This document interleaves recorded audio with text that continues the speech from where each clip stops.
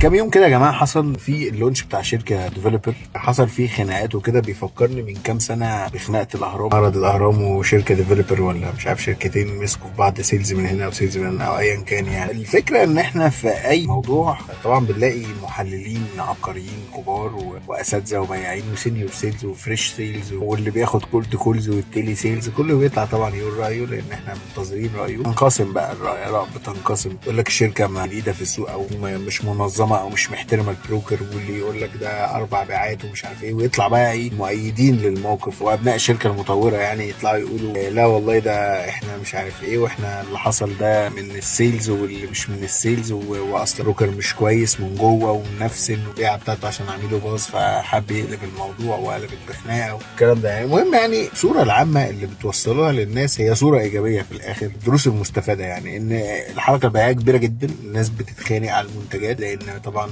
دلوقتي ما بقاش في حد بيبيع عقارات، مفيش الا الشركه دي بس اللي بتبيع عقارات، ففي الاخر احنا بنجري وبنضرب في بعضينا ومش عارف ايه علشان نبيع، فده بيحفز العملاء اكتر ان هم يستعجلوا ويتحركوا اكتر على موضوع العقارات. في النهايه يا جماعه اسكتوا شويه.